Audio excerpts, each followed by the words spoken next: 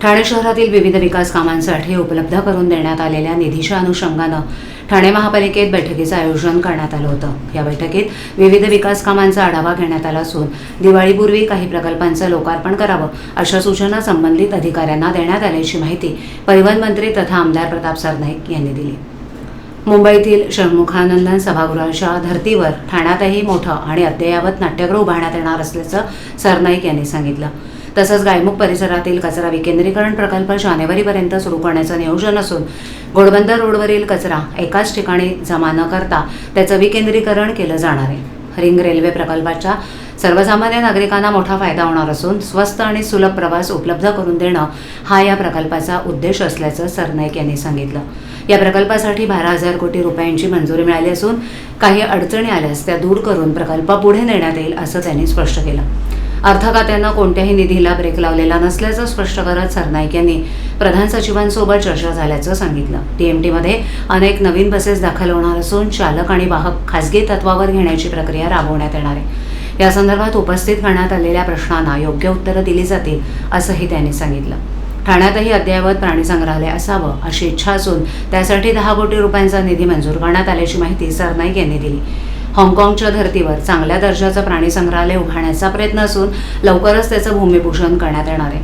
One विभाग आणि ठाणे महापालिकेच्या माध्यमातून हा प्रकल्प राबवण्यात येणार असून भविष्यात त्या ठिकाणी अनधिकृत बांधकामं होऊ नयेत यासाठी आवश्यक उपाययोजना केल्या जातील। टीडीआर प्रकरणावर बोलताना सरनाईक यांनी दोषींवर कारवाई झाली पाहिजे अशी भूमिका मांडली।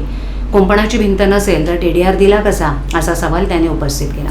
वन विभागाच्या म्हणण्यानुसार कुंपणाची भिंत उभारण्यात येईल असं सांगण्यात आल्याचं त्यांनी स्पष्ट केलं। टीडीआर दिल्यास भविष्यात परिसरातील सुविधांवर मोठा ताण निर्माण होऊन जुन्या रहिवाशांना गैरसोयींचा सामना करावा लागू शकतो अशी भीतीही त्यांनी व्यक्त केली। या प्रकरणी पत्रव्यवहार केला असून महसूल मंत्र्यांनी चौकशीचे आदेश दिल्याचं सांगत त्यांनी या निर्णयाचं स्वागत केलं। षण्मुखानंद नाट्यगृह सगळ्यात मोठं नाट्यगृह म्हणून मुंबईत परिचित आहे। साधारण 2700 सिटिंग कॅपॅसिटी असलेले नाट्यगृह आहे आणि आपण राज्यातलं सगळ्यात मोठं असं म्हणता येणार नाही, परंतु जवळजवळ 2500 असं क्षमतेचं आणि 252 कोटी रुपये खर्चाचं नाट्यगृह वाघबीळ येथे सुविधा भूखंडावर उभारतोय। राज्य शासनानं सर्व पैसे 252 कोटी 80 लाख रुपये हे ठाणे महानगरपालिकेला देण्याचं मान्य केलं आणि त्यानुसार त्याचे GR सुद्धा पब्लिश झालेले आहेत। निविदा प्रक्रिया लवकरात लवकर करण्याच्या सूचना म्हणजे आठवड्याभरामध्येच त्या निविदा प्रक्रिया होतील असं आश्वासन मला आयुक्तांनी आता दिलेलं आहे। आपल्याला ही कल्पना आहे की एकनाथ शिंदे साहेबांच्या माध्यमातून हे एक स्वप्नातलं शहर बनवण्याचं त्यांचं मानस आणि विविध विकास प्रकल्प राबवण्यासाठी सातत्याने ते पुढाकार घेत असतात। भले तो ठाण्यामध्ये कोस्टल रोड असू द्या किंवा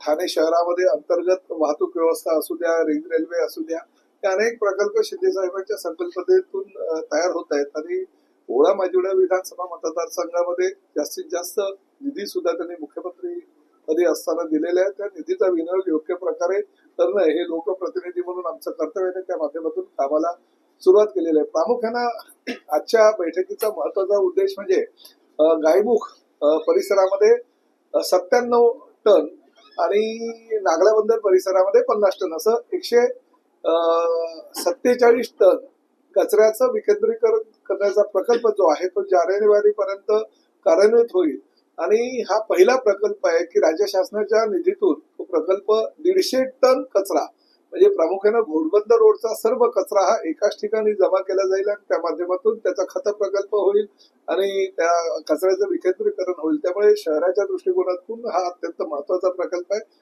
त्याचा सुद्धा चालना आम्ही दिलेली आहे आणि तो सुद्धा जानेवारीपर्यंत पूर्णतः कार्यान्वित करण्याची जबाबदारी आयुक्तांनी घेतलेली आहे।